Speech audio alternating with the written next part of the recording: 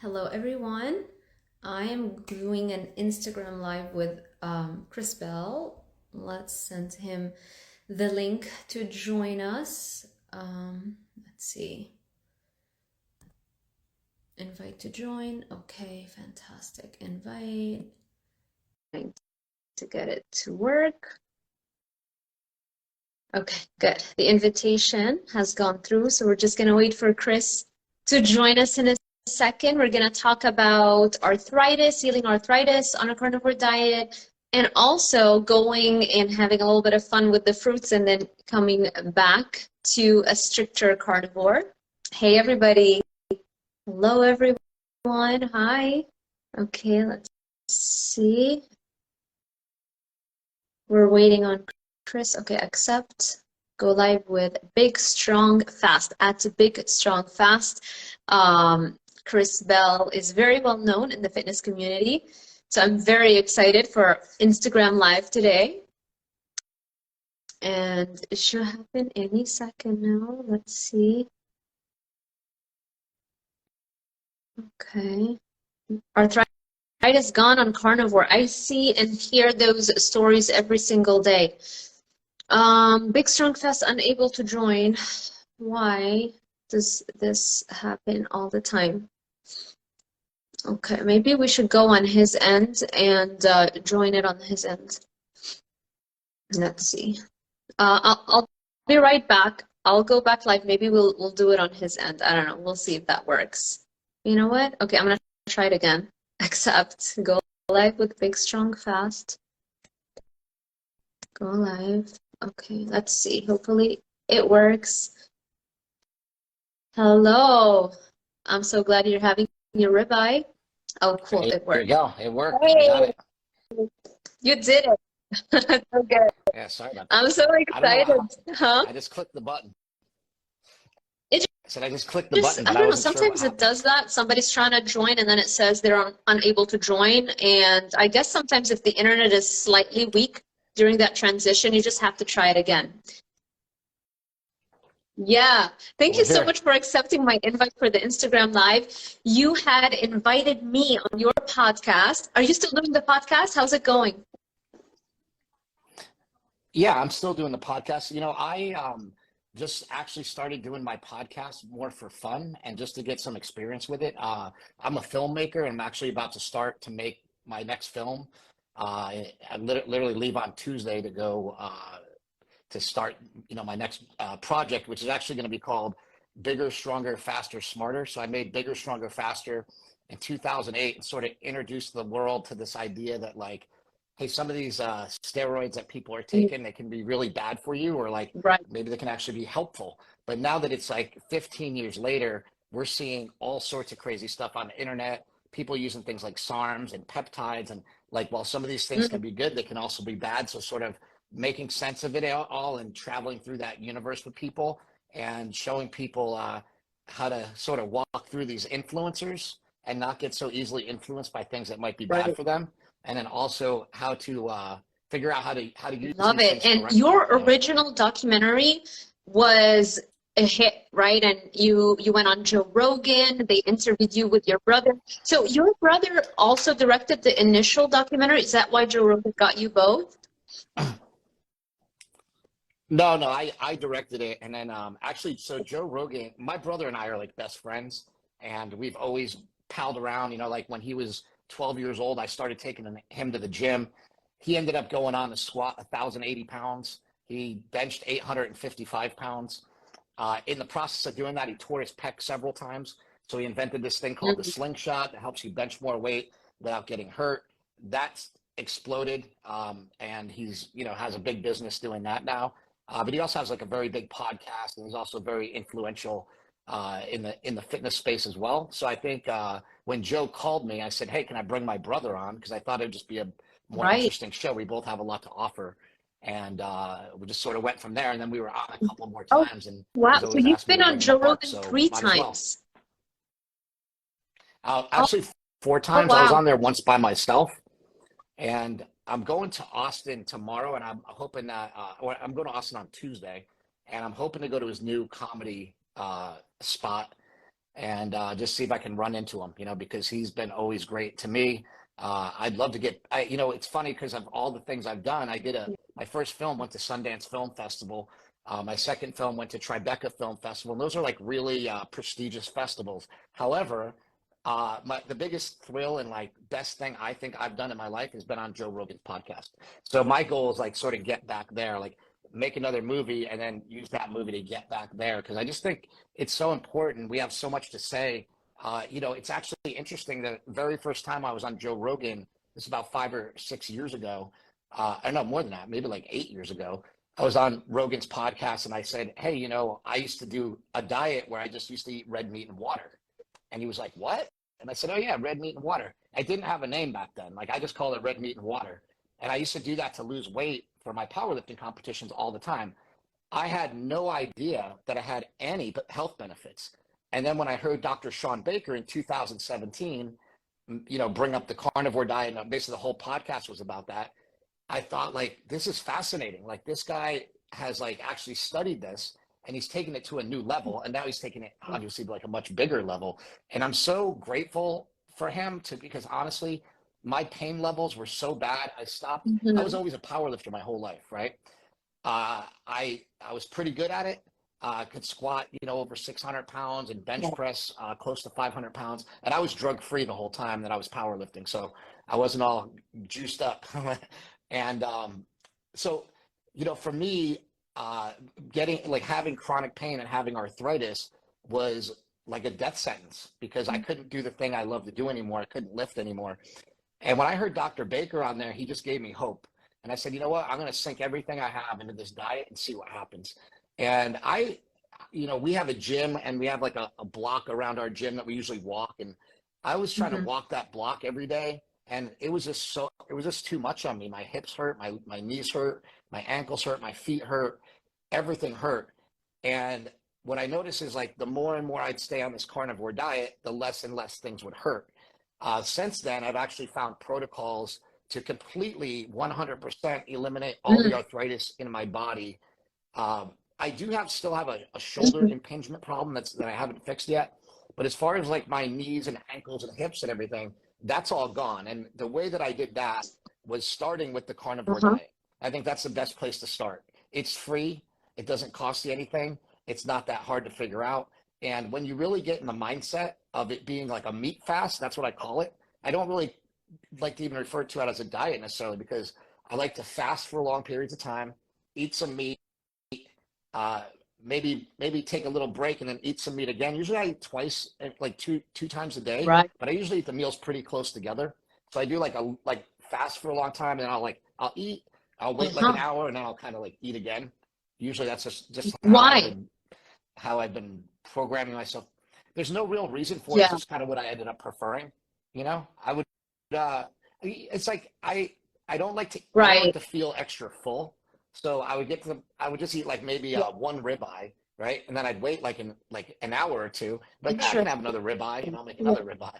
So it's kind of like that, and then so the carnivore diet is where I started. And then I added some simple things in that are legal, available over the counter, like kratom. Kratom's a plant that I made a movie about. The movie I made is called A Leaf of Faith. So like a leap of faith, but it's a leaf of faith because kratom is a plant that it's basically a mild opioid.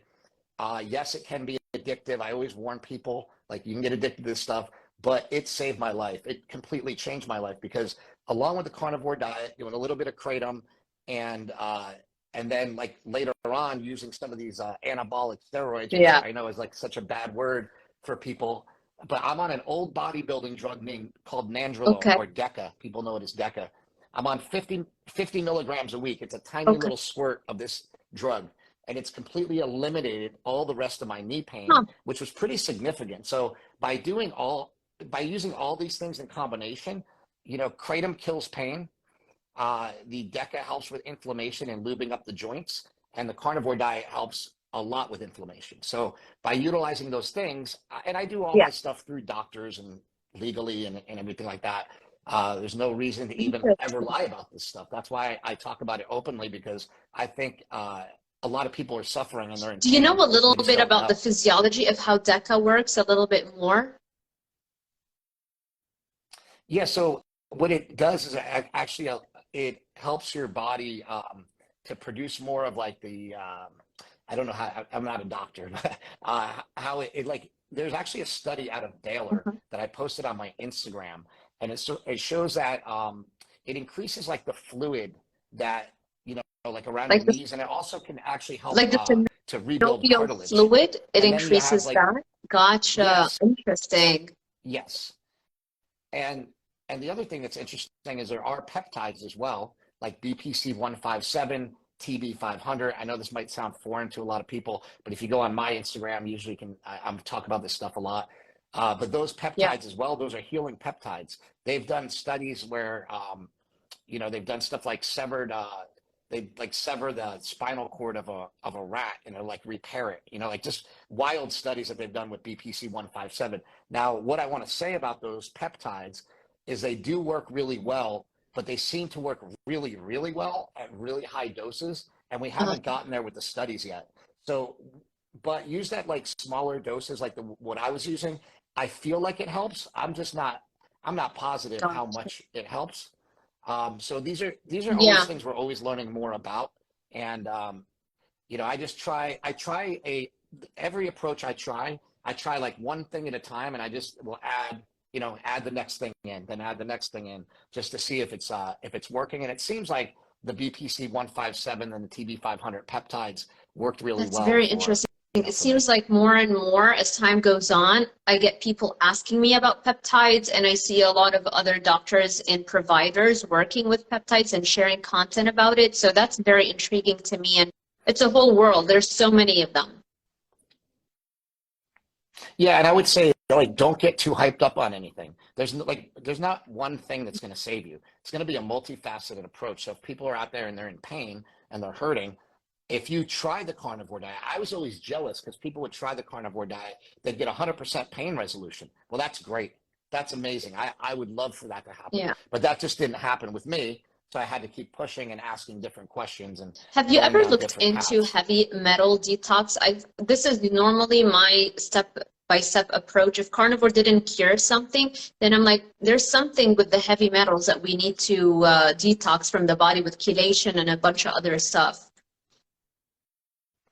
I have not looked into that yet. That's something I definitely need to Yeah, look into, especially if you think it's it's helpful usually and the thing useful. that almost always clears up anything that doctor hasn't completely What covered. do you, what's the So approach for that? for Like, what would I do? mercury, you do chelation treatment, either DMSA or EDTA. Those are compounds like DMSA is a sulfur-containing compound because, okay, so what it does is that it goes in and it pulls it out of your tissues. And that's because the half-life of mercury is 20 years, meaning if you don't do anything, you don't do any chelation, yes, it takes 20 Wow. years for half of the mercury load that is in your fatty tissue, in your brain, fat cells everywhere. It takes 20 years for that mercury to be naturally detoxified from your body via your natural detoxification pathways. So you need to speed up that process by taking that DMSA. You get it from a compounded pharmacy. Functional medicine doctors normally know how to do that. So Okay. you would go to a functional medicine or Yep. anti-aging doctor. Also, anti-aging doctors usually they work within Sure. the insurance networks and they know about this stuff. So you can bring it up. I, I'm actually writing it down. What is DMSA and what was the EDTA, other one you said? ethylene DTA. Yeah, EDTA. EDTA is used very heavily in chemistry and all Okay, kinds of stuff. perfect. So EDTA is another form. I think DMSA might be easier because you go to a compounded pharmacy and they give it to you, and then you'll take it every 2 to 3 days. You'll take a pill at home. Whereas the EDTA, I think it's more like IV. You actually have to physically go to a clinic and have it done. So I would go with DMSA, but double check both. Like talk with your doctor, somebody who understands the stuff and which one is Sure. better. And before you do all that, I would recommend doing a provoked heavy metal test. So the provoked heavy metal test is a urine test, but you're not just collecting urine for 24 hours. You're actually taking that DMSA pill that I've mentioned earlier so that it pulls the stuff out so you can see how much comes out in the urine in those 24 hours. So that provoked Oh, heavy wow. metal test, you take that DMSA with just one pill. You'll collect urine for 24 hours, and then you'll get your result, and it'll show you not just not just mercury, but also lead, aluminum, all of the other different heavy metals. And then based off of that, you can have a baseline so that after you do a few months of DMSA chelation, then you repeat that, and that should show an improvement then, at that point. Yeah. Huh. I've And done it. you've done I've this done it. process I never before for went through yourself? That's been with the treatment though. I did the provoked heavy metal test with the DMSA, and it showed high levels of everything. And then I went and I got the whole bottle, all of the compounded, DMSA. And I was still struggling a lot with depression, anxiety during my dissertation phase. It was very lonely time. And I felt that mobilizing all this mercury, all of these heavy metals, I don't know if it was going to be an additional stress on the body. You have to be a little bit careful. That's why you have to go a little bit slow.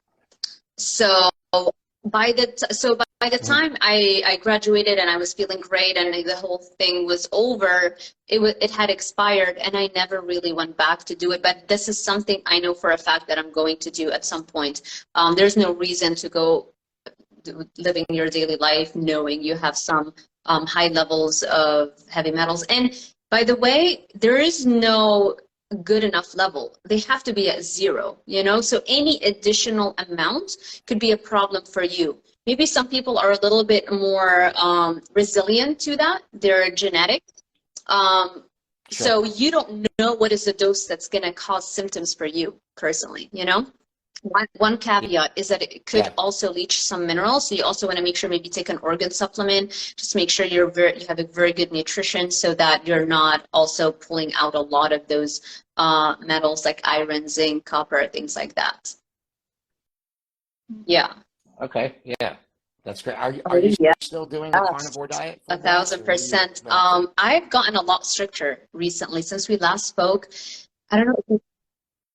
Well, so did I. That's what's funny, because you said, are you still like messing around a little bit? Yeah, No, I have come to the realization that sugar is most likely a harder drug than heroin. And we know the studies have been done. We have proof of that in animal models. So do we want to wait around until this translates into humans with enough, studies so that everybody knows that? Or do you want to just go ahead and absorb this information and just not be casual about it? And for me, I've made that decision. I'm not casual about it. Every day is a sober life for me. Yeah. Yeah. I think, as you get, like for me, I just turned 50, and as you get older, you start really valuing, like really have like just such a stronger value to your life. And so people are like, what do you mean you just eat meat? And I'm like, well, I want to be healthy. Like I'm 50. I want to live a long time. And I'm telling like 20-year-old kids in our gym that they just don't get it. I'm like, you'll get it one day. Like one day you'll figure, you're gonna get here. And I think a lot of people think that a carnivore diet is so crazy. And I actually think it's crazy, not necessarily to not be on a carnivore diet, but I think it's absolutely insane to not monitor what you eat and not know what you're doing with your own body. And that's something that, just for me, it's unacceptable. It's not unacceptable. I don't look at other people and say you're unacceptable because you don't eat meat or whatever. But I'm saying for myself, I don't let myself go down that path anymore. And I used to say, every once in a while I have a cheat day, or there's things that I still will do is I really believe that every once in a while adding in some white rice can be really helpful for your hormones, right? We see a lot of hormone problems on the carnivore diet. So that could be helpful, and also like some fruit here and there, but they're very rare. It's just every once in a while. When the last time we spoke, I think you were doing fruits all the time. So now you're not doing that anymore. No, because I just realized what happens for me is these like slippery slopes, right? So it's really easy to go, I just eat meat and fruit. But then I ended up eating just fruit, right? And I would eat I'd have one piece of steak a day or something, and I would just want to eat fruit because it's sweet. And I realized I'm a sugar addict. That's what's going on. And so I actually just resolved to really not eat fruit. And it's really I don't really care about it anymore either. Sometimes, I don't know, I go in these phases, but right now I just haven't cared about it that much. And I just got rid of it. The one thing that I have that's not carnivore is Mm. sometimes I have some onions because I just like them, and they're also very I don't anti-inflammatory. know. I don't know about all So of the I don't know. I anti-inflammatory research. You know, the deeper.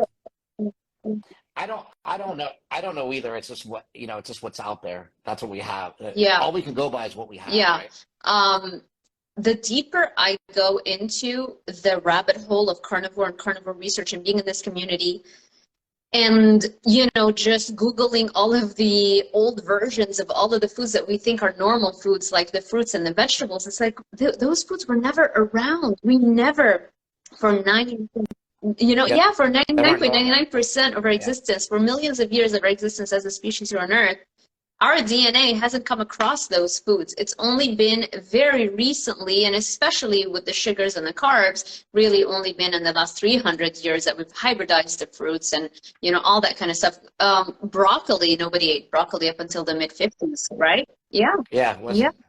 It's fake. Yes. So it's just like exactly. made up thing, right? Yeah. So it's like I said, I'll have that like once in a while. Like if I have like a burger or something, like I might have some onions on the side or something. But for the most part, I don't even have that either. I just realized like, hey, kick all these things out of your diet. They're not good for you. One of the things I still kind of struggle with that I want to get rid of is just like artificial sweeteners. Like I'll have artificial sweetener in like coffee sometimes, or drink like diet soda sometimes. And obviously it doesn't have any calories. It's not going to affect your physique, but is it damaging your, Yeah.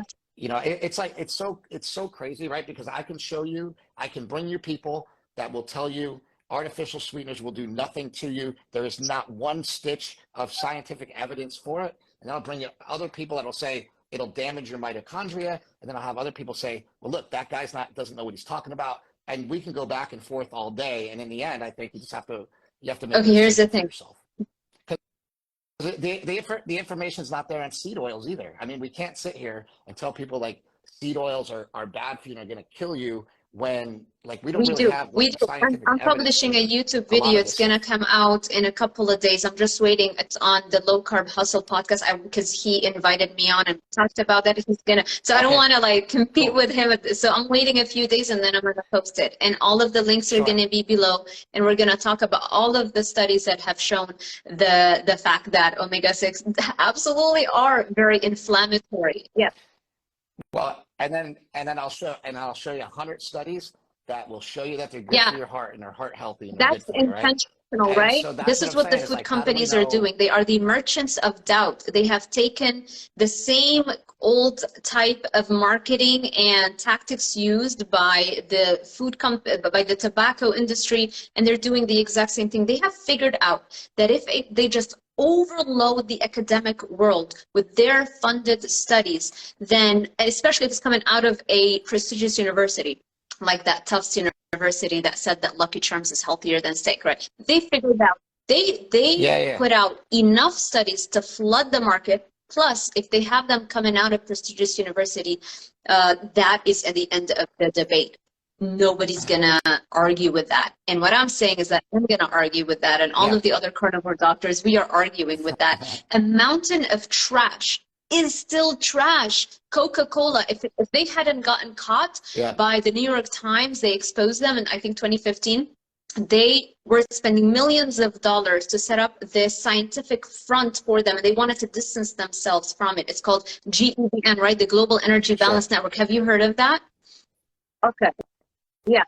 I Yeah, think my yeah, I know. audience already I knows know that, this so I stuff. don't Yeah. want to like just keep repeating it. But it's like just goes to show you the New York Times was able to get this information from the Freedom of Information Act, and they were able to get internal emails from the Coca-Cola employees talking to one another, saying how it's really important that it appears to be an objective scientific organization that will be the leader in shaping the obesity argument. Like, and you have PhDs that are willing to take that money and go down that rabbit hole, you know? Yeah. Have you have you ever debated anybody on it? It's like there are a lot of people in that, like, I don't know why they're in that seed oil world. Like I never eat seed oils. I don't think they're good for you. Like zero. But I also have to look at like, okay, where's the Yeah. evidence? Like what evidence do we have? What evidence do we have that these are bad? And it's like you can find some evidence that they're bad, but then see so many other people like Alan Flanagan or Nick Heber online that are like defending these things. And I don't know. I just go, you know what? Yeah. I'm not going to get involved. I'm not going to eat that. But I'm not going to argue if Yeah. I don't have any Well, like that's data to that argue with, podcast you're gonna enjoy So it then it's once tough. it goes live. It's gonna go live, I think, maybe in a few days on Low Carb Hustle, and then a few extra days after that, yeah, on my YouTube Okay. Yeah. channel. Let me know. Me and Nate Because yeah, I've been looking for that evidence. Like I've been yeah. looking for I think something we should to do show also people, but it's around like, two because it's tough. we did a bunch of studies, but I think we can totally do an easy another hour discussing the rest of the studies, everything that we compiled, pro and con.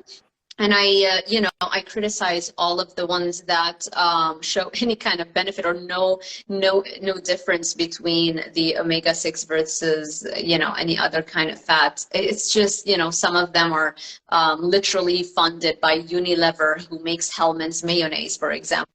It's like, Oh yeah. That's the problem. All the stuff, like all the studies are like, we don't have good nutritional studies, so it's hard to even argue nutritional studies when you look at guys like John Ioannidis out of Stanford, who says like, hey, look, all these studies are garbage. Like they he's great. can't even really use Yeah. any of them. That's what that's what he says. So like, what's hard though is if we can't use any of them, how do we how do we argue a point, right? Like we got to use something. That's like all we That have. is the problem. That is the crux of the problem in the all over the world, but especially in the United States, because we really are leaders in pretty much everything. And so I know, like when I grew up in Lebanon and then I went to school, I became a dietitian over there. We were taught everything from the United States. We didn't have our own dietary guidelines. We just took everything and applied it. And that is why we are in this situation where our obesity epidemic, 70% of people are either overweight or obese, and the remaining 30% are not necessarily healthy. They're sick and they're addicted, right?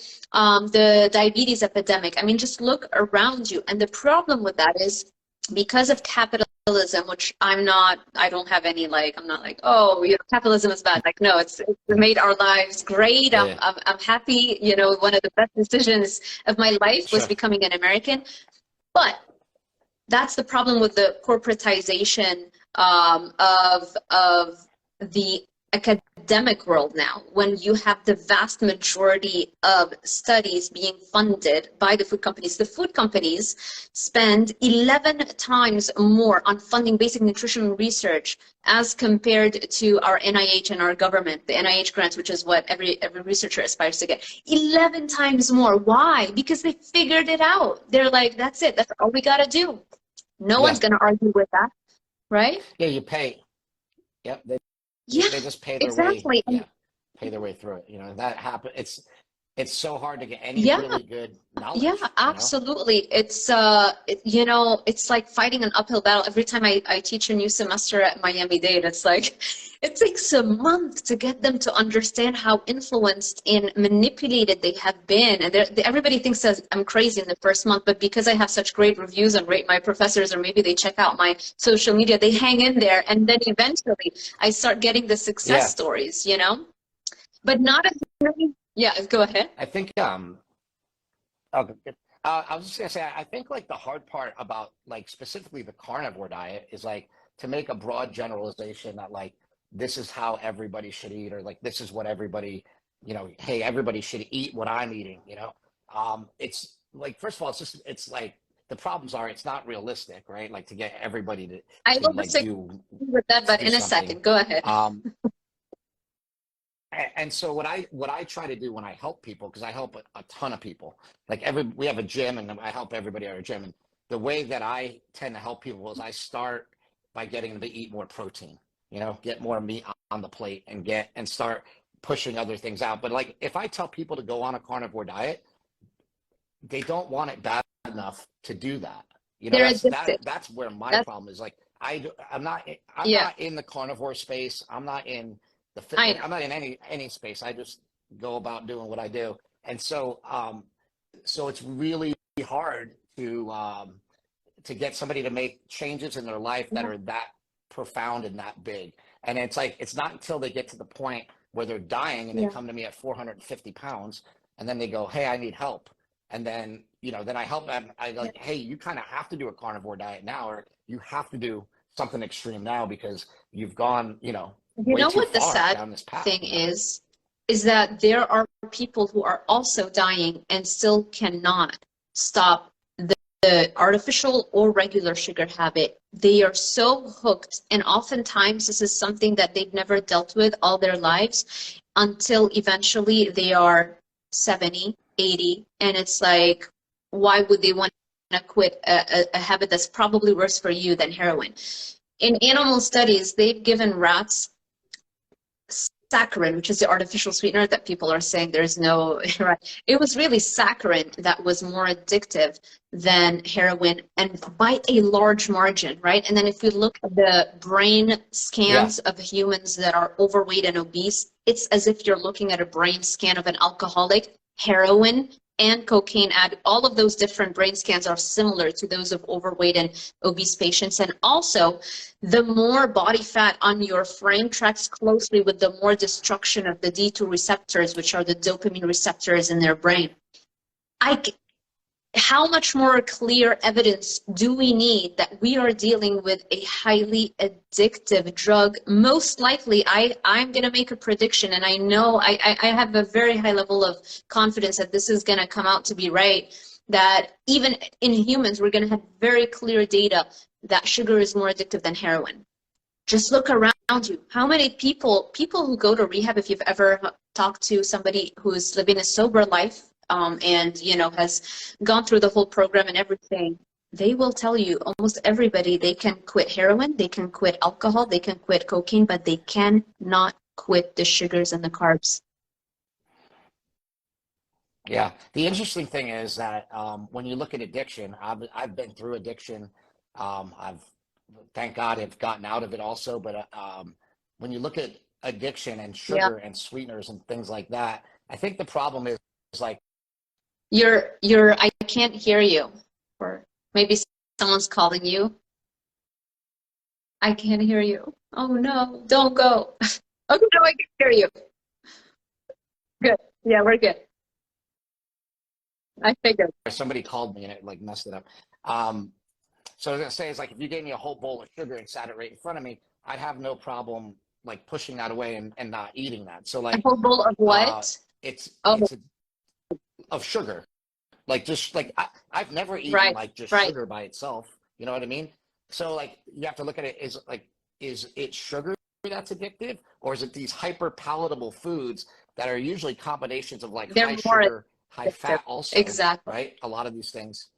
And so it's interesting. It's like, is it because it's too hyper palatable, or is it like if you told somebody like quit sugar and like just quit, like nobody eats just cane sugar is what I'm saying. So while it's addictive, it's not Yeah. good until you add something else to it. Almost it's a weird. So I think it's why people have like, and I guess like because like unfortunately it doesn't, well, not unfortunately, but it doesn't kill people right away, right? And we make glucose in our body, so I think people make all these connections and they think it's fine.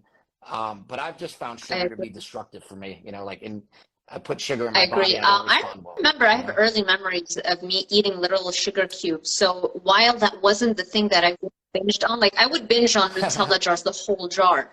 I wouldn't do that with like the Yeah. whole pack of sugar cubes, but I definitely would eat sugar cubes. And again, the thing is we need a lot more data.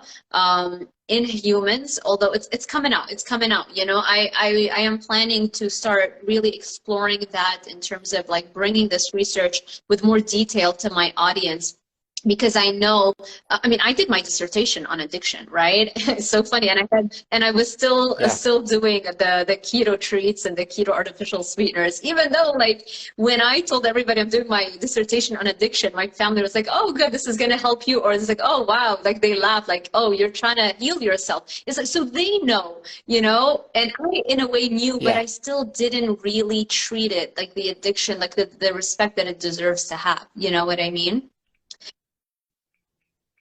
Yeah. No, I think it's great to like, I think it's great for people to go through periods of time where they Yeah. try these diets, right? Like when I tell people, like when I say it's even too hard, I'm like, can't you just bring Right. yourself to challenge yourself to do this for like a week, And most people I can't even get to do that. So but I do like to challenge people, like try going without anything and Yeah. try doing that with like a lot of things. Try going out with TV, like without TV for a week. Try going. The more we can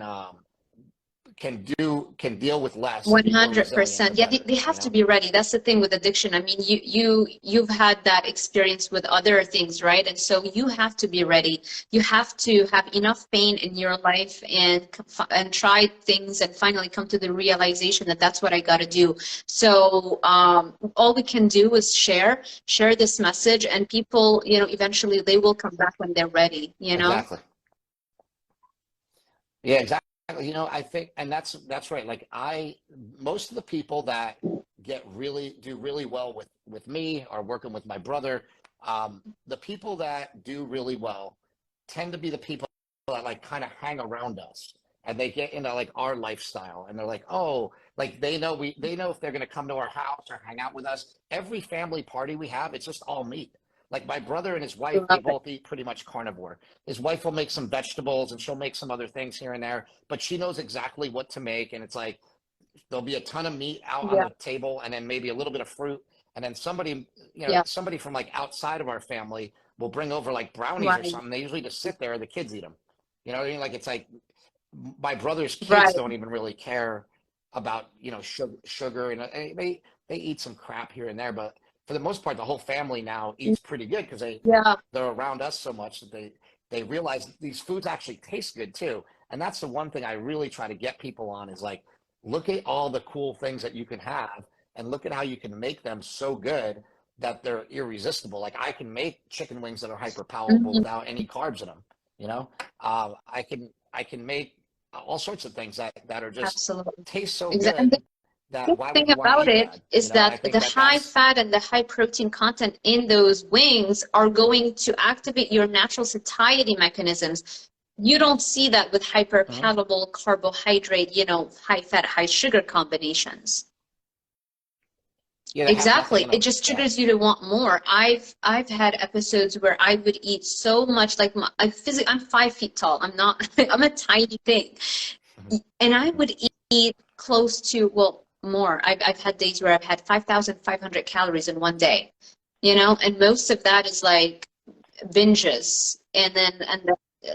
It's like Yeah. I am so not hungry. I am so stuffed, but my brain is so dead that all I'm thinking, I have no resistance. I have nothing other than, okay, whatever, like only the end of the day is gonna stop this binge, you know? Yeah. Yeah. How do you do with Yeah, so fasting? for Do you example, fast a lot? today, I've been up since like 7 o'clock, no, 8 o'clock this morning.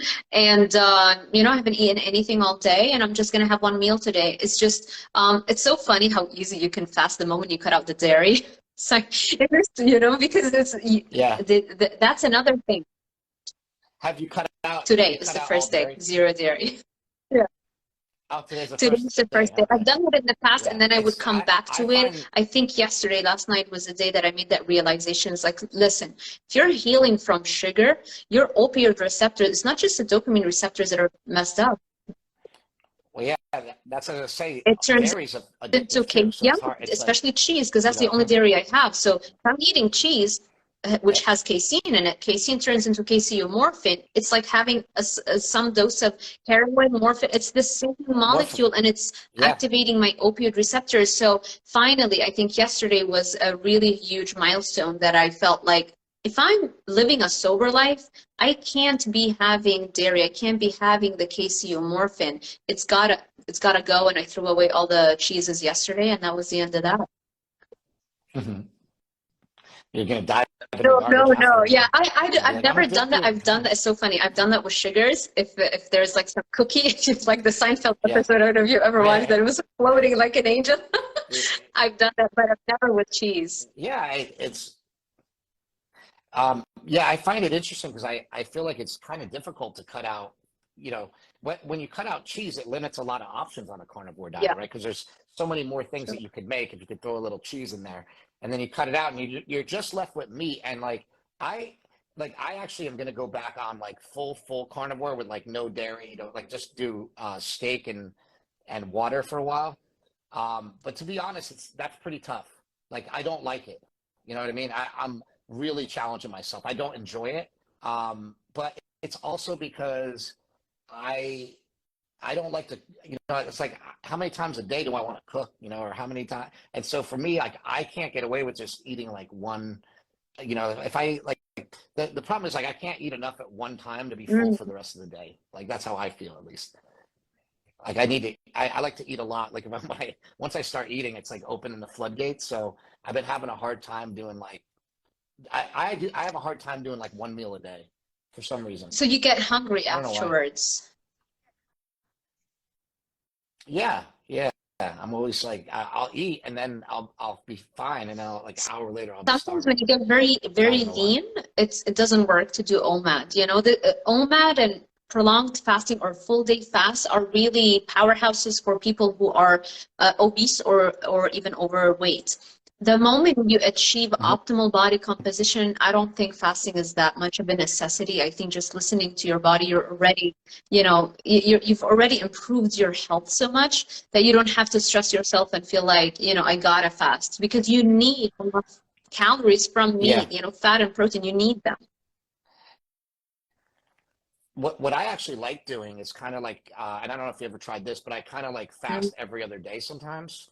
So a lot of like a lot of weeks it'll be like, so like one day I'll kind of eat all day and I'll eat Yeah. a lot. Like I'll eat like 3, 4 times in a day. But maybe it's just all steak or something. And then the next day I just won't really, because I ate so much the day before, I'm just not hungry at all. And I can cruise through that next day completely fine and then not have that problem where I'm hungry at night, and then the next day wake up early and start eating early again, and then the next day fast again. So I kind of, that's kind of how my life goes anyway.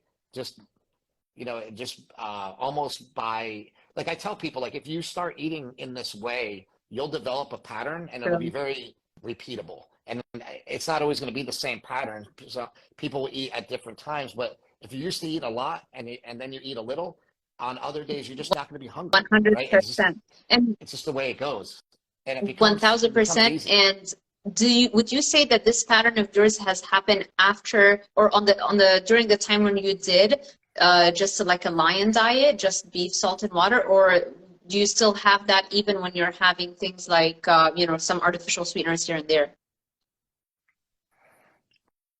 No, yeah, so like artificial sweeteners can trigger people to eat bad, things like that, right? I don't have that problem. Like I don't want to eat stuff off the diet if I have artificial sweeteners. But it may actually increase the amount that I eat.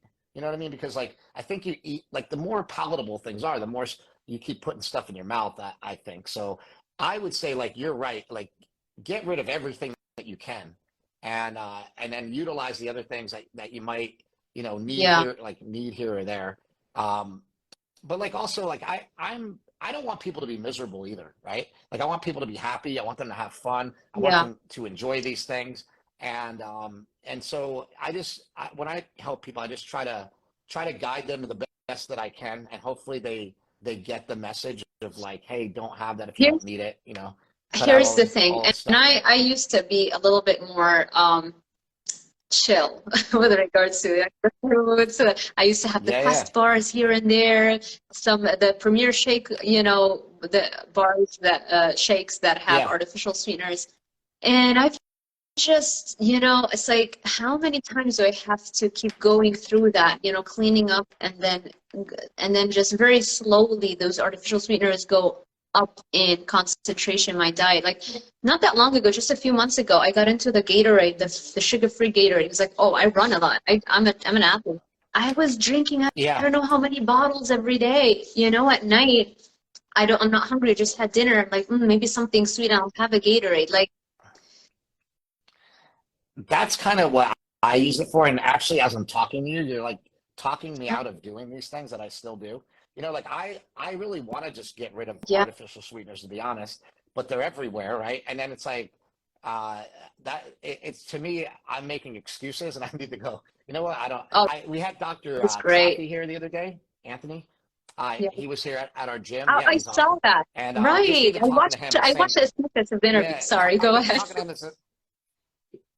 Yeah, so like watching, talking to him, it's just like the more you talk to people that are strict, the more you're like, okay, I'll get rid of it. I actually did carnivore diet.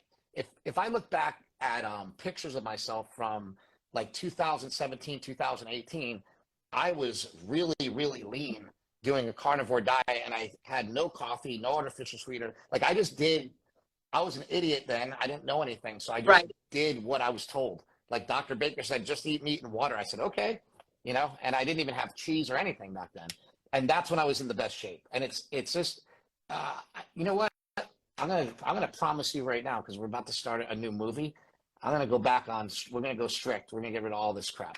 So the next time I'm I talk to you, I'm gonna be. I'm so proud of You've you. convinced me. What we're doing, this is like a support meeting. This is what you gotta continue now to keep you at least till 90 days. What I would recommend, I haven't offered the service yet, I'm gearing up to do that. Go to sugaraddiction.com. The guy who heads that, his name is Michael Collins. Mike, actually, he goes by Mike Collins. Sign up Okay. to his, he does twice a day Zoom meetings. And also he sends you an email every single day into your inbox. It keeps this discussion going in your head because everybody can do 2 weeks of strict carnivore. I've done it, everybody's done it. And then there's something, what does he call it? The pink light or pink, I forget, but I'll double check what it is. And that is where everybody starts to think, wow, I've been, you feel great by the 2-week mark. And then you start double thinking or like questioning yourself, is it really that addictive? Maybe I can moderate. Just today, I feel so good. And that is when everybody slips up, and then you go on, and then you can't get back to it. Then you go back to a less clean version. Then you'll have the dairy or the fruits or the artificial sweeteners. If we're healing our brain chemistry, I remember when I was doing my dissertation, because it was on addiction, I've had to go deep into the research. And all the papers that I've read, every single neurochemical receptor gets destroyed. It's not just the D2 receptors or the dopamine receptors, it's also the serotonin receptors, it's also the opioid receptors, all of them. And so if we want to be sober, if we want to heal the damage in the brain, and we know it can take up to 2 years for an addict's brain to go back to normal after abstinence, right? So if we want to speed up this process, it's not just about removing the artificial sweeteners and the sugars, because those we know are destroying the brain. It's about also removing the dairy. It's also about removing the fruits and the artificial sweeteners, because I wanted to say that earlier, all roads lead to dopamine. So when you're eating something addictive, all of those neurochemicals, one gets released and it kickstarts the release of the other, which kickstarts the release of the other. And in addiction, you're releasing supraphysiological levels, very high levels of those neurochemicals. And so, a lot of serotonin gets kicked out, and it jumpstarts a lot of opioid endorphins to be kicked out to activate your opioid receptors. So all of these supraphysiological levels, the end result is a destruction of the receptors for those neurochemicals, because that's your brain's way of trying to restore homeostasis, because it's freaking out. It doesn't know for how long the stimulation is going to be, and so it doesn't want you to stop eating. Like if you're taking cocaine for a very long period of time, you'll literally not eat anything. You'll go, you'll waste away. So your brain is trying to protect you by destroying all of these receptors. And this is why when you're going sober, we're going real sober. We're not activating our opioid receptors with dairy. We're not activating our dopamine receptors and all the other receptors with all of the other foods that we talked about. It has to be sober 100%, Yeah, I agree with you. And like, as somebody that's sober from, I had double hip replacement surgery at 35. After that, I couldn't move. I couldn't do what I loved. I couldn't lift anymore. I got up to like 265 pounds. Wow, okay. I'm only like 5'6". So I was like a meatball, and I was just sick, overweight. I felt horrible every day because they botched the surgery, put me on a ton of opioids. I was so inflamed every day. I had edema in my legs where I could like push into my leg and it would go in like an inch. Like that's how much fluid would be in my legs. And it was horrible. It was like a horrible feeling. I never felt good. And I didn't think I would ever like recover or get out of that mess, and I got highly addicted to opioids, and going the opposite away from that, it's kind of amazing and interesting. I don't know if have you ever heard of I've heard, I think Ibogain? you're the one who talks about it. Yeah. Probably. I'm actually really fascinated, and since you can research this stuff a lot better than I can, it'd be something interesting to look into because when I did Ibogain, what Ibogain does, it's like an etch a sketch for your brain, right?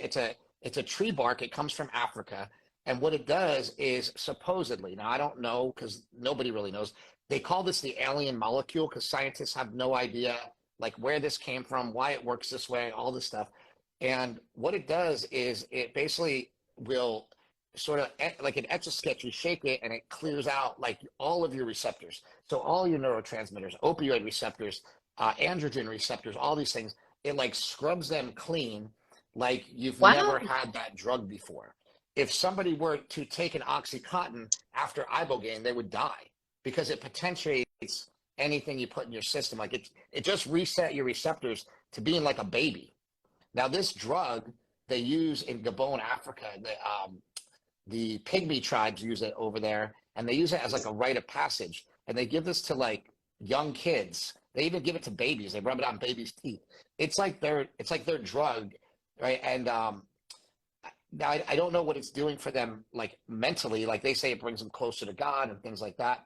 But when I did Ibogaine, I relived like my whole life in my head. It was the craziest experience I've ever had. However, I'm not talking about maybe using Ibogaine for like psychedelic purposes. There may be a way to use this stuff in microdoses, or because the devil's always in the dose, right? There might be a way to use it in microdoses, or there's another drug called noribogaine. And what I found is that after I did Ibogaine, I just had no cravings for anything. Like it was really easy to stay on a carnivore diet. It was like I was like laser focused. I did it. The only problem is that Ibogaine is a Schedule I drug in America, of course. People can do it in clinics in Mexico. But I have a feeling with like how big the opioid epidemic is in our country and how much this could do to help it and the progress of psychedelics, I have a feeling like within the next 10 years, this will be legal anyway. But it's just a really interesting thing to look into or think about. Like, is there a way to reset these receptors? Because like once we're screwed up, like you said, it takes your brain forever to recover. Well, what if you could just reset your That brain? That would be pretty that would be cool. But we fantastic. don't know yet, you know? I'm a little scared. I'm a scaredy cat in general. Are there any risks Mhm. with taking? Yeah, there's definitely risks with Ibogaine. The risks are well, you'd have to do it with somebody that knows what they're doing. It's kind of like a psilocybin mushroom trip. It's more powerful. It's the half-life is much longer. So with Ibogaine, you can be like I actually the amount that I did when I did it, I was pretty much out of Right. it for 5 days. But for most people, it's like a day and a half. It's usually like a Wow. 24-hour process. Um, but when you come out, like when I came out of it, I had never felt that good in my entire life. It felt like I got a massage from like 200 people. Like every muscle in my body was completely relaxed. I didn't like I have like a lot of things where I hold, like from lifting so Yeah. much, you kind of hold yourself weird, whatever. I was just completely relaxed, out of pain, felt great, had no cravings, and I'm like, this is kind of a miracle, but we need to figure out Right. how to deliver this in a way that doesn't get people high for 5 days. Like there is a drug, like I said, called noribogaine that doesn't have any of the psychedelic effects of the drug. Does that work for all these other things we're talking about, or is the psychedelic effect what's giving us that? When Haven't was the even last figured time out you that did part, that? Last time Okay. I did it like about a Would year you do ago. it again? I've done it twice, actually. So I did it. So this is kind of crazy, but I was scheduled to go out and help a couple people do the treatment. I wasn't doing the treatment. My friend was doing it, and he has a ton of experience. He's treated over like 200 people. He used to do it in Mexico, and I went out to Colorado to help him treat some other people. And what happened was my mom died the day before I went. And so I called my friend and I wasn't going to go. I said, like, look, my mom died. My mom meant everything to me. I can't go. And so then I talked to my dad, and my dad's like, well, maybe you should go. Maybe Right. it'll help you. Cause like, we're not going to have a funeral or a wake for at least a week. So he's like, you're only going for a couple of days. Maybe just go, be around your friends, be happy, whatever. So I was like, okay, I'll just go. And I cried from Mm. Sacramento to Denver, on the plane. went and did this Ibogain trip, and all I had when I came out of the Ibogain trip was the fact that like I was thinking like your mom's a legend. Like Yeah. my mom was in my movie. Whenever anybody would see my movie, like if anybody important would see my movie, they would they'd always come up to me and say, "Hey, I saw your movie and I love your mom. Your mom's amazing."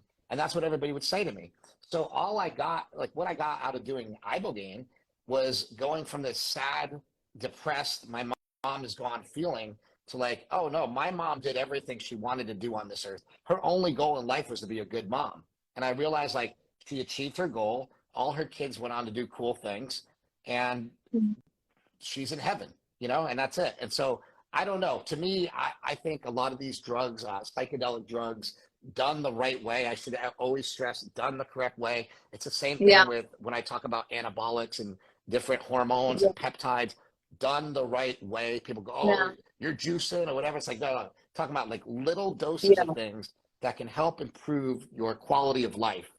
And to be honest, we're all going to Yeah. be on steroids when we're older. Like it's coming that way.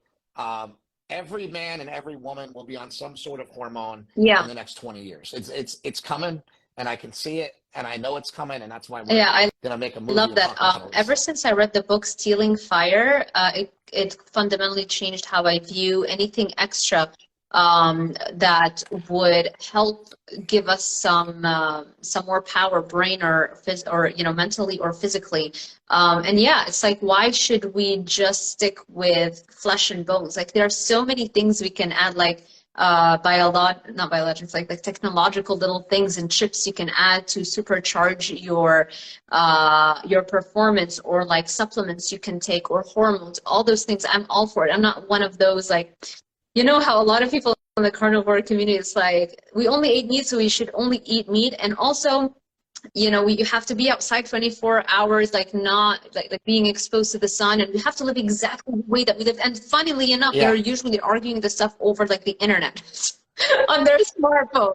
I'm like, yeah, yeah, exactly, exactly. And people need to stop taking. It's like you like we've been talking about minimum effective doses of things, and also like life should be fun. You shouldn't have to do nothing because it's, oh, there's technology involved in that. I'm not going to use that. Like it's like, let's lighten up and be yeah, strict with the things we need to be strict with, and a little more agreed, lenient with the things that we agreed. don't need to be so Yeah, strict with. But I there's one saying that I love, that I use all the time, and I just wanted to slip it in here because it seems like both you and I are are there. And it's like, be strict with yourself and tolerant of others. And that just helps me to not like be so harsh on people and yeah, what they're eating or what they're doing. And like yeah. Oh, I'm tolerant of absolutely. everybody else. Um, I'm very tolerant of everybody else, but I'm really strict with myself. Like you're not gonna break me. You know, you're not gonna make me cheat on my diet. You're not gonna make me go off Yeah. the wagon. You know, that's the way I look at it. It's like, be strict with I, yourself, be I, I cool with other agree people, you know? 1000%. I never offer unsolicited advice. It never goes well. For me, I say my opinion and where I am at in my journey and with my clients, and that's the extent of that. I don't talk about this stuff with my family or anybody unless they ask me, because I understand. I look at it as from a food addiction model now, so it's like, you can't just tell a heroin addict to be, just eat a little bit less, or, maybe you should change your ways. It's like, once they're ready, and that's it. The best thing we can do is have the transformations in our life, and then they'll come. Yeah. And the more you can inspire people to change. Like I've changed so much in my life that everybody that comes around me, they go, oh, I need to do this, and I need to get on this diet, or I need to start training this way, or doing whatever. I mean, there's all sorts of stuff that my brother and I have done over the years to just feel better. You know, my brother's running the Boston Marathon in like 2 weeks, and I'm going to Boston to watch him and check it out. But to me, that's awesome. Yeah. He was a power lifter, and then he went into bodybuilding, and he did a pro. He did not a pro. He did a amateur bodybuilding show, but it was like a big show. And then and now he's running the Boston Marathon, and he's just trying to show people like, hey, look, I used to be a 330-pound meathead, and now I'm a 220-pound shredded maniac, and I'm gonna go run the Boston Marathon. You know, Amazing. and so I think I don't know what he'll do next, I don't know why rock someone. climbing or something. I don't know, but I think that's Okay, we'll a do good inspiration. another You know. one because yeah, we're there. Hey everybody, so Instagram Live booted us off of the live for whatever reason. I'm gonna add Chris Bell at Big Strong Fast again, just so. Okay, we're gonna wait for Chris. Okay, accept, go live with Big Strong Fast. We got booted off for talking too much. I know. I am in shock. This is the first time I've done Instagram Lives beyond an hour. This is the first time it gives me this countdown. What is going on? That's okay. But you know what? Actually, when you call me back, I actually just wanted to thank you because I think this is interesting. Because it's like, you know, like you said, it's like therapy, these things. Like you go in and you go, you know what? She's right. I can get rid of all that stuff. I'm being a Yeah. baby, you know? And I think, yeah, I think it's just great to be able to talk to people like you in the space Thank you and so like, much. you know, inspire us to do better, right? And I think that one of the Yeah. things I wanted to actually ask you, Yeah, because you are a I do. professor, correct? You teach, right? So when you teach, you obviously, and you're Yes, teaching yeah. nutrition, correct? So if you're teaching nutrition and you're teaching like a carnivore diet, is that against the like the school and the regulations? They let you teach whatever you want, Great or question. how So does I'm that work teaching a out? fundamentals of human nutrition course where there are basics like, you know, what are carbs, the breakdown of carbs, of how many vitamins do we have, how many minerals, like, so there are basics that don't really change, but then there's things here and there like glucose is our main energy source, you know, and the brain can only use glucose. Like these are Yeah. found in their slides, and I do have to give them what the traditional textbooks say. But here's what I've done. I've recorded all of my lectures. They go watch them over the weekend, and all of our time together is Q&A, discussion, and me basically ranting. You know, Oh, cool. Bart K, you know who Bart K is? He's in the Carnivore. Yeah. So he was a professor as well Yeah. in New Yeah. Yeah. Zealand and eventually quit and started his YouTube channel. But he told me that over there, you have a right to answer questions and give your opinion when students ask you, like you're protected. I don't care that much to Google if it's the same in the United States, because honestly, my goal is to build my brand. My goal is not to be able only to talk to 30 people at a time when they're paying you $50 an hour. It's the same $50 that they've been paying me for I Yeah. don't know how long. It's like that I should quit, basically. Yeah. You want to Yeah, you want to I teach want the to have a world. much Yeah. bigger Exactly. impact. So in a way, like I don't really, every day I'm like, okay, I gotta put a plan. Like, when am I gonna quit? You know Yeah. what I mean? So it's not something that I care about. Yeah. As much as I love doing it, it's so much fun. I love my students, but that's not as fulfilling as being able to reach way more people, hopefully in the millions in the future. Yeah.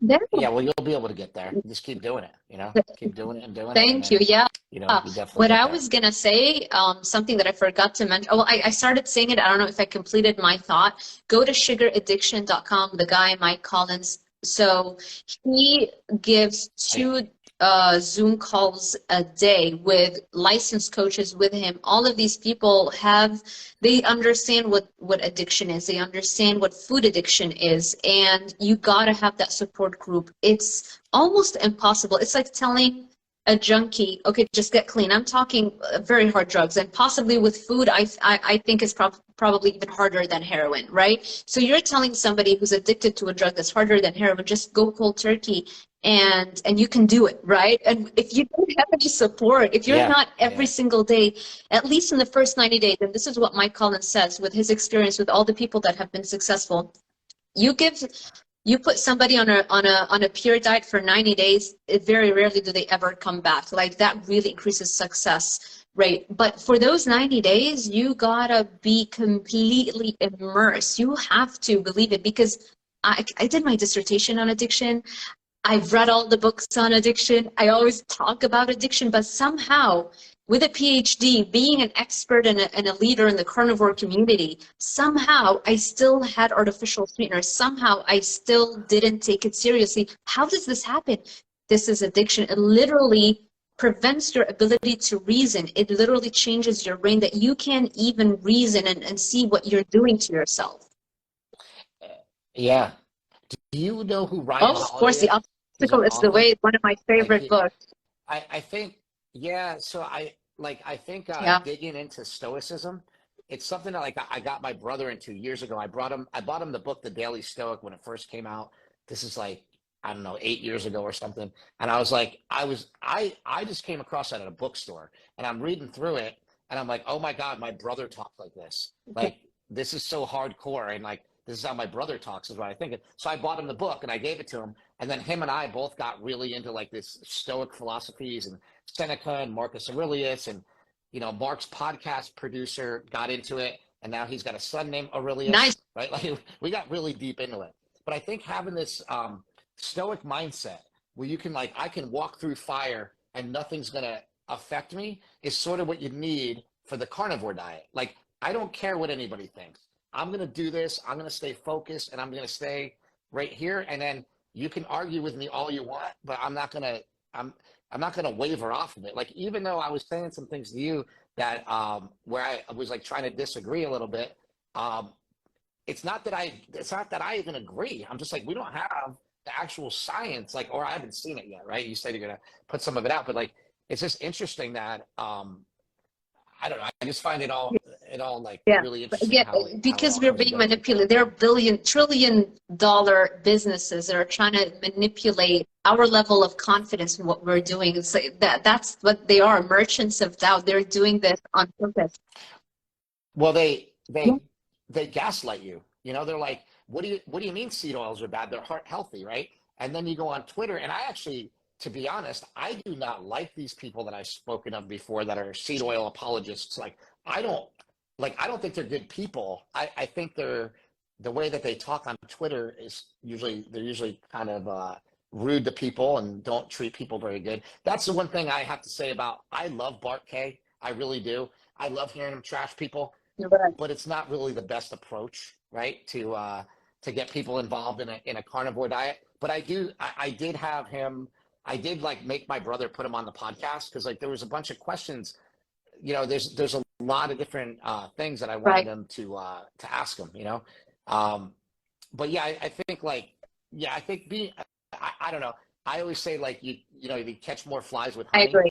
So by being nice to people and being pleasant, I think you get so much more of respect. Like what I told Dr. Chaffee, what I said, like, dude, you don't get rattled by anybody. It's really cool to watch you because like somebody will say something, you go, well, hey, I'll calm. He's like, that's just what I do. I happen to do it this way, and that's the way I feel is the best way to do it.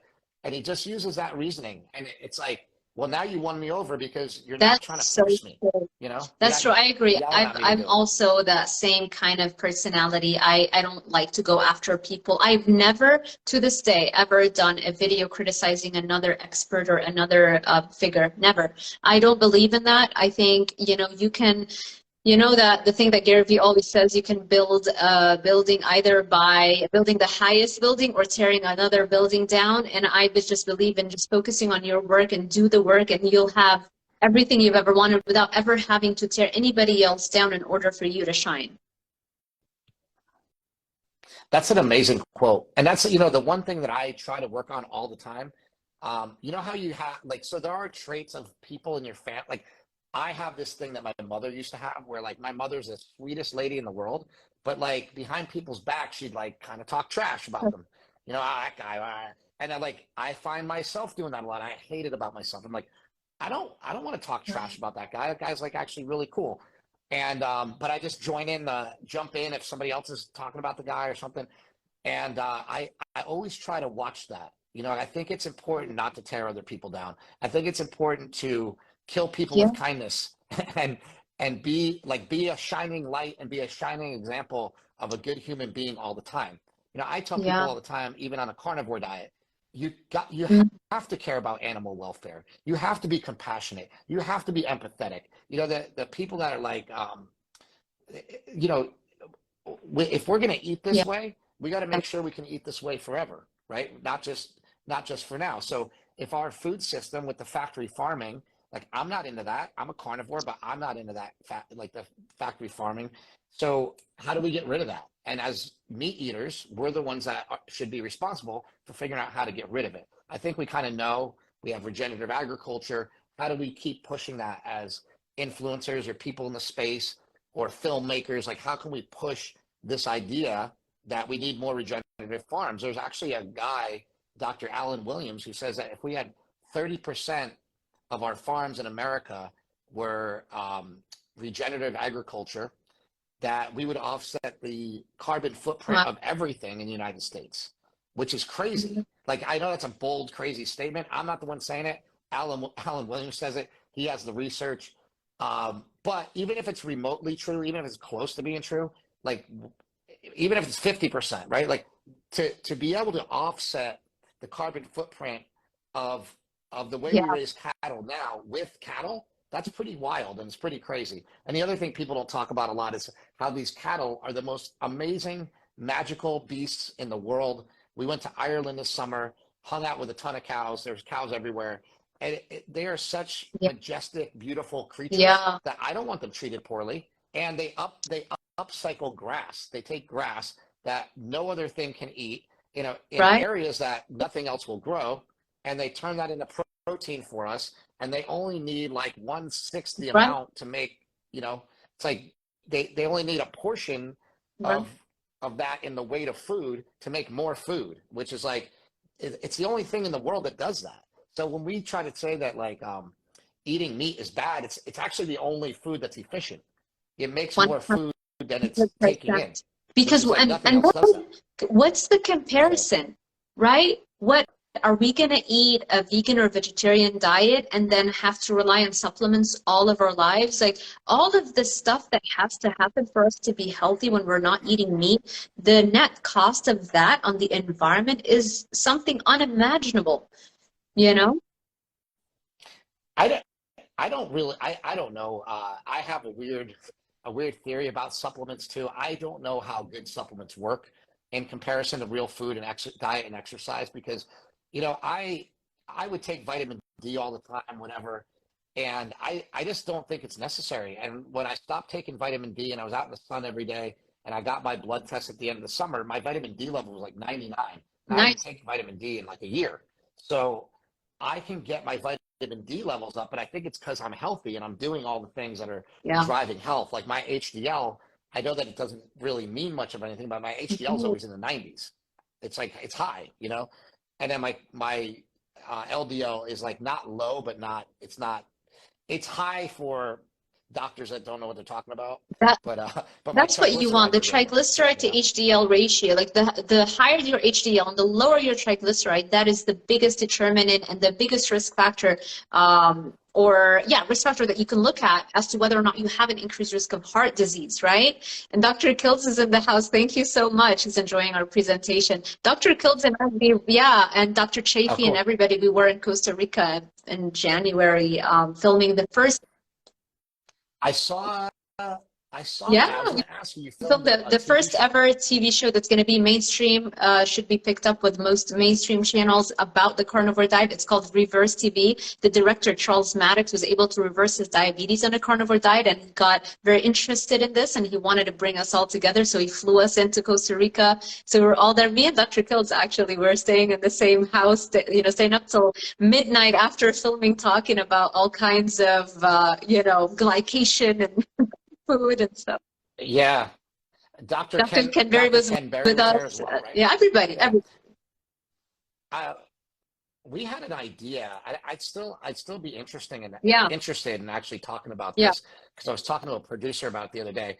I had this idea to do Ooh, Camp Carnivore, where we take a bunch of people. Like it's kind of like The Biggest Loser, but it's happy. It's fun. It's not like a competition. It's like yeah, just all educational, and it could even be done for YouTube. But it would just take some. It would take like raising some money to do it. But basically, like what I would want to do is do like a 90-day camp for people that are like really struggling. Like 500. Like I have yeah. so many people. I have 3 or 4 people that have helped get from like 500 pounds down to like 400 pounds, or from 500 pounds. One of the guys got from 500 Wow. pounds down to 230 pounds. If I can show people that this can be done through like what Mark and I do for exercise is mainly like strength training. So we get the people stronger, we get them on a diet, we get them to lose weight. But imagine if you had like me, Dr. Baker, Dr. Berry, you, right? We get some women in there too, right? Get you in there, get Love it. whatever, and we have like a house, right? And then like, okay, cool. For 90 days, you guys are gonna like lose all this weight, and then And you bring in people, whatever. But I would yeah, just love to do something like that could really help people and change their lives, and also give them a vision of like what could be possible. So I had just pitched this movie. I'm kind of mad because I just pitched this movie called Meatheads to Netflix, and it's a really cool story. They were really into it. For whatever reason, they passed on it. They're not going to make it, right? Um, and but I right, still want to do something with it. So I might go back around to them with like a different idea and be like, well, what if it's more right. marketable? Like, what if it's like, they do well in these competition kind of shows, or they do. So Yeah, I've been in thinking an about trying to repackage entertaining something way. like that. But yeah, I'm glad that people I are doing agree. this, You would you know? be a pioneer. Charles Maddox, the director of our TV show, he's also now in the works setting up retreats. He's asked me to join him for another one in Costa Rica, like a week-long retreat, me and a bunch of other carnivore influencers, where we'll getting mainly like entrepreneurs and people that just want to detox for a few days and understand about the carnivore diet and all that kind of stuff. So far, he's asked me about Costa Rica and Africa. Like, but it's gonna be, yeah, I think it's gonna be Oh, like cool. just a few days, like a 1 week thing. So your idea would be pioneering, if you're gonna do it, like a Yeah. reality TV, Yeah, I think you need like enough time to get people, but you could shoot a pilot there, right? Like you say, hey, here's like, right? if you go shoot like one of those events and you slap it all together, you go, well, here's the Mhm.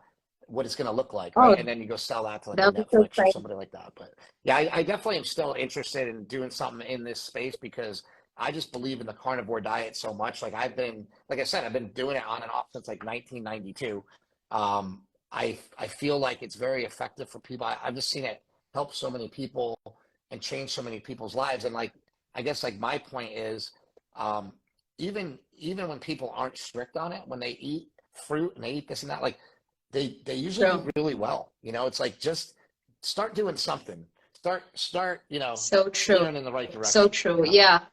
I love this. I could literally go on for hours. You have no idea how much I can talk about this. So, but I don't want to take up too much of your time. I really do appreciate, yeah, that That's you, great. you jumped in on this. Like, we'll do another one in a little bit. I'll send you a text and we'll do Okay. another live. We'll see what happened with the strict, because you told me you're gonna go strict. Now you got excited. So, You know, And yeah, I also said that somebody already DM'd me that was watching this and said like, hey, I was just watching this. I have a question. So I will answer their question when I get off of here.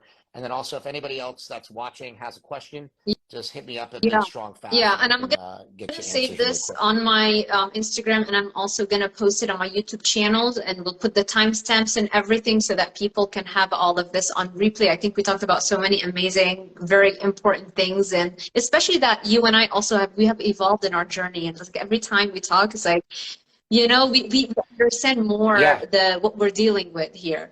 So, I I was very very strict and very dogmatic in the beginning. Like I was like, I don't know why anybody would eat any other way. And I was like, I couldn't even figure out, I couldn't even fathom why somebody would eat bread. I'm like, what are you doing? And I've grown a lot since then, but also I find that the more I've grown, the more I keep saying, the more you head towards meat and water, the yeah, healthier you will get. Like that's my message to everybody's like, they go, can I have cheese? You can have cheese, but I'm going to say it again. The closer you get to red meat and exactly. water, the healthier you will be. And they go, well, can I have berries? You can have berries, but the closer you get to red Love meat and water, it. the better off you'll be. Exactly. I think And that's that's the that's overall what I just message. keep saying, telling everyone. Just buy ribeyes. That's it. I mean, the sheer amount of time that you free up, the mental energy that you free up. Today, I'm not even hungry. I haven't eaten all day. I wanted to have a meal, but now that I'm thinking about it, maybe I should just pull off a full day fast. If like, it just frees up so much time and energy. For You won't do it. you You won't fast think all so? day. Why not? You're not going to do it. I'm just trying to. Oh, Now I'm just trying to challenge you, I've trying done, to no, get you to go, this yeah, isn't go ahead. like, yeah, I've done full day fast in the past. It's No, not I that know. difficult, especially when you're ketosis. Oh, Yeah, yeah, I know. I'm just messing You'll with see you. now. If I post a picture of a ribeye on my Instagram, you'll know I caved. Right? Hey, yeah, it's Yeah, I okay. agree. At least it's good. So the only thing that I just want Awesome. to leave our viewers with is remember, if we're coming at this from an addiction model, because given that probably, I don't know, if 70% of us are either overweight and obese, and the remaining 30%, some of them are also addicted. So I don't know what the percentage of addicted humans are. Maybe 85%? I don't know. So if you're, so if, right? So let's say Wow. if 85% of us have a food addiction, it's so much easier to get sober when you're not constantly activating the same addictive model. So even cheese can activate opioids, right? Artificial sweeteners are problem, just like regular, it's the sweet taste that's the addictive. Yeah. I I've been talking about this forever, but I actually am in love with this idea that you keep saying sober. If I get sober, and I'm like, but you don't do drugs, and you're like, Yeah. but you're talking about like food, right? That's amazing. Yeah. Keep that and run with that as hard as you can. I actually when I went to rehab, that's like I would always think about that. Like when I started doing carnivore, it's like, well, it's kind of like getting sober from sugar. It's like getting Yeah. sober from all this bullshit in my life, right? And getting it out of there. And I think you should really run with that. There's something really to that. And there's something really that makes me think, like you just framing it that way, it makes me think, oh yeah, I gotta be sober. Don't eat that. That's not, you're like, I got sober 8 years ago from alcohol and hard opioids, like a lot of Wow. opioids every day, like 30 Okay. Percocet a day, a lot. I was in so much pain. I mean, I was in level 10 pain all day long. And so going from that to like where I am now, I would never touch, a painkiller, and I would never touch alcohol. Like look, I have, like, this is funny. I'm sitting in this room. I have a bottle of alcohol right here. I'm in this, I'm in my brother-in-law, not my brother, it's Mark's brother-in-law's office. And there's a bottle of booze sitting right here. It's holding up my phone. I have no desire to touch it. I have no desire to ever drink again. But why do I have these desires to have Yeah. a brownie? You know what I mean? It's like it. And so by thinking of it in Yeah. terms of sobriety, there was a point when I was getting sober where I would drive by a liquor store and just get really tempted. I would never do anything, but I get really tempted. And I noticed that went away after a while. And I think the same thing will Yeah, happen to it'll sugar if we do the only same thing. happen It'll go after, away after a right while. now, it's like 90 to 95% of women in those recovery support Zoom calls because they've already spent decades dieting and dieting. They tend to diet more than men because of, the societal focus on our looks, right? And so because they've tried everything, eventually they realize, okay, I'm ready to accept that I'm an addict. It's a big word for people to wrap their heads around. And it's even harder to wrap your head around sugar being more addictive than heroin when you can give it to a child, a 1-year-old, a 2-year-old. So people Yeah. can't, our brains, I mean, look at me. I should have been the leader in this, right? I mean, I did my dissertation on it. I've been Hmm. talking about this for years, but yet still up until a few months ago, I was still treating it casually. I didn't really believe it. Yeah. Yeah, it's really sad too because like when I was talking about my mom before, my mom was overweight her whole life, dieting her whole life, could never find an answer to anything. We put her on a carnivore diet. She lost like 90 pounds on a carnivore diet. She did it strict. She stayed on it. I mean, they went to dinner every night at like a steakhouse because that's how she had to hang on. It was like she liked to go to dinner with my dad, so they basically went to a steakhouse like every night. And she stayed on it for a while. She lost She 90 relapsed. pounds, Hmm. and she had a She bad knee. relapsed. What's that? Well, she had a bad knee, and so her bad knee would stop her from like walking or doing much of anything. And yeah, she just basically relapsed. And then within like 6 months, she was back up to over 300 pounds, and she died. She died of a heart attack. And it's sad. It sucks. It's like, but at the same time, um, I like the same time it was beautiful to see her try and Yeah. beautiful to see her be able to achieve that because I can go show anybody, hey, look, my mom when she was even at like when my mom started her diet, she was at her lowest point. Like her knee hurt then when she started, and she hung on for 9 months. And just to be a warrior and hang on for 9 months, I'm like, hey, good for you. And it just Right. was like too little, too late.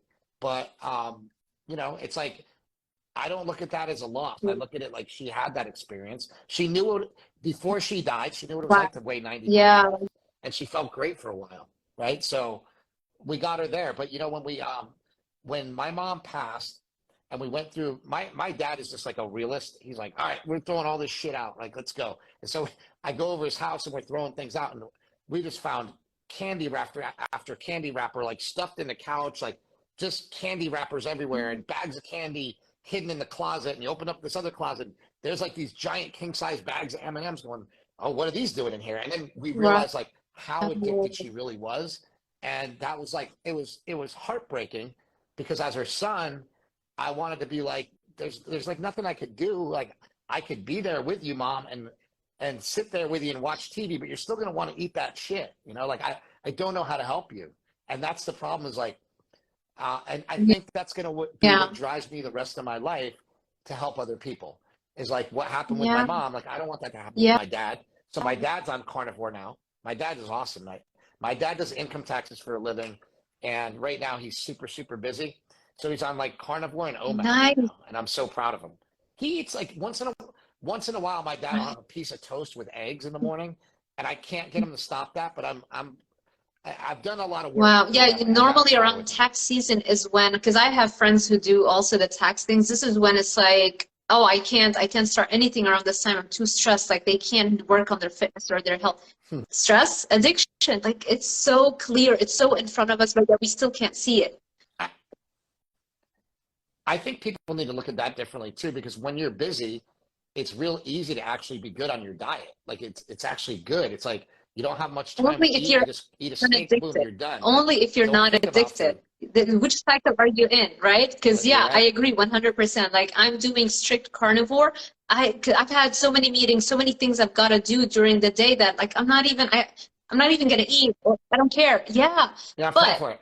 the moment the moment I let my guard down and I have a little bite of anything, all of a sudden that's all I can think of, and all of a sudden the next thought is going to be, it's such a busy day today, might as well just eat whatever. Like it just hijacks my brain. Yeah. And I like, there is something also to getting hungry enough to where you want to eat again, right? That's what I was saying. Like, I call it a meat fast. Like, that's when I do my best. When I fast all day, and then I really, really just, I cannot wait to eat a steak, and then Exactly. boom, I have it. So I think like that's a good method for a lot of people. Just think of it as you're on a 90, okay, look, you said to do 90 days, right? So from now on, I'm on a 90-day fast That's with it. just meat. And Oh, that's it. I'm So so that's easy excited as to that. hear. I'm gonna check up on you in 90 days, and I know you can do Mhm. this. It's just about, but you gotta keep yourself in that support mindset. So constantly, exactly. Yeah, You it's can't all let your it's all guard down, mental. especially Yeah. around the 2 week. Around the 2 week mark is when you're gonna start having those thoughts creep in that you were telling me about. But is it really that addictive? I'm not so sure, you know? It isn't it. Yeah, isn't it interesting that like yeah you like so this is actually a statement that somebody made on my brother's podcast, and I can't remember who to give them credit, but it was awesome. And they said right around the corner from like the hungriest you've ever been, like right around the corner is like satiety, and you didn't even know it. So like if you're really, really hungry and you wait a little bit longer, you So realize like I'm true. not hungry anymore. Like it passes, right? So it's like how hungry are you really? And So let true. yourself get to that point, and then eat. And then when you do that, you just So become true. a machine, and your body becomes efficient, and you start My feeling client leaner has and all been that good doing stuff. the line diet, So dropping weight, dropping weight, dropping weight, and then he's like, I'm ready to kick things up, and he's been fasting for like 10 days, dropped like over 10 pounds in those 10 days, and then eventually his body gave him the signals, and like, okay, now it's time, like you can start getting in tune with your signals. So, but yeah, it is it is interesting, because if you look at like the carnivore diet versus like the lion diet, the lion right. diet's what the carnivore diet should be. But I think people have like look, if it's up to me, I'd say you ask me what's the best diet, I would say like the basically like the lion diet, right? I think that's That's the best. I wouldn't call it the best diet. I would call it the best intervention, the best nutritional intervention you could possibly do. The best diet could probably be argued, right? Like, but as far as like things that'll fix your health, I think like Michaela's dead on with the lion diet thing, because I find that even when I add in chicken or add in cheese or add in like anything different, it I don't get as lean and I don't feel as good. Yeah, And I me don't know too. why. Me too. I just keep There's going something back about it. to it, and So now I don't know. I don't know if I'll ever, leave this. I doubt. I mean, it is our species specific diet. Why would we ever steer away from that? Eggs, for example, recently I've noticed, I had eggs the other day and I got a little bit of a headache. I'm like, that is so strange, but it makes sense. Eggs are hmm. the babies of another animal. Do you really think there are no defense mechanisms? We just haven't discovered them yet, right? So. Yeah, yeah, yeah. There's something about beef that just will lean you right No, out. And do you eat but lamb a lot? I don't eat a lot of I lamb. know. I know Yeah, she Michaela has to do does. it right because of like the histamine issue. I haven't, but I do think that it might be even better than ribeyes. We historically we may have had access to lamb a lot more frequently because it's cheaper than beef. So there's something to that maybe we have adapted even better to lamb. For some, yeah, for some reason I don't think I like it as much, but I also haven't had it as much. So Yeah, I I love gotta the give it another chops shot. a lot. I've Honestly, always, even as a might as kid, well I try go it. crazy for the lamb chops, you know? Yeah, I got to figure out how I to know. cook them, and then once I figure out, I love cooking, and when So, you figure out how to cook, then it's at a different level. I have a have you ever no, heard of the what's that? Gemelli grill? So the Gemelli grill is kind of a must if you really like ribeyes. It's a so it's a have you seen the No, Auto Wild grill? no. Do you know what the Auto Wild? So it's like it's a Okay, broiler. It gets up to 1500 degrees. So it's like just a little it's like a little thing. It's like okay. that tall. It sits on your countertop, and it gets up to 1500 degrees. And you stick a steak in there for like a minute, and it just sears it like with a crazy Whoa, crust on it, like, and then you I just need flip it that. over, sear the other side, and you can either rest it and eat it like that, or you can like cook it the rest of the way in the oven or whatever, however. Okay, what It's is it mainly just to called sear again? steaks. It's about 300 Gemelli Grill. It starts with a Gemeli. I Yeah, actually asked them for a free one and just told them like, hey, I yeah, do this carnivore diet and like blah blah. yeah. I have a good amount of followers, and they sent me I it. So you will. may even want I to will. reach out to them. That's the best thing of being an influencer. Otherwise, it's like Huh? 380 bucks. I love getting Me I too. love getting free I stuff. was like, Yeah. So listen, I could do a YouTube video if there's something that I just love so much I want to get my hands on. I'll sometimes reach out to companies. Yeah. But absolutely. Yeah. Cool. All okay. right. Well, I got to get running People, here. I guess, It can was find awesome you to very talk to you. easily, right? Your Instagram. Is there anything else you would want to leave our audience with, how they can find you or help you out with anything that you're doing? Not really. I would just say if anybody has any questions, they can DM me and ask me. I have a lot of resources for a lot of different things. Like I said, I have an Ibogain clinic. I have hormone replacement clinics that people can go to where I have discount codes for. I have discounts for Piedmontese beef on my Instagram. If anybody wants to save money on anything, I don't care because I don't make any money off of it. But I have a bunch of links in my bio that people can click for different things that can really help you. For example, like we talked about Kratom before. So we have a company called Mind Bullet, and Mind Bullet is also, Kratom's really great for focus. So we call it Mind Bullet. So we sell that on there. Like I said, we have Piedmontese beef, 25% off. Just go click that link in my bio, and there's a bunch of stuff if you're looking to Fantastic. save some money on some cool Thank you carnivore so stuff. much.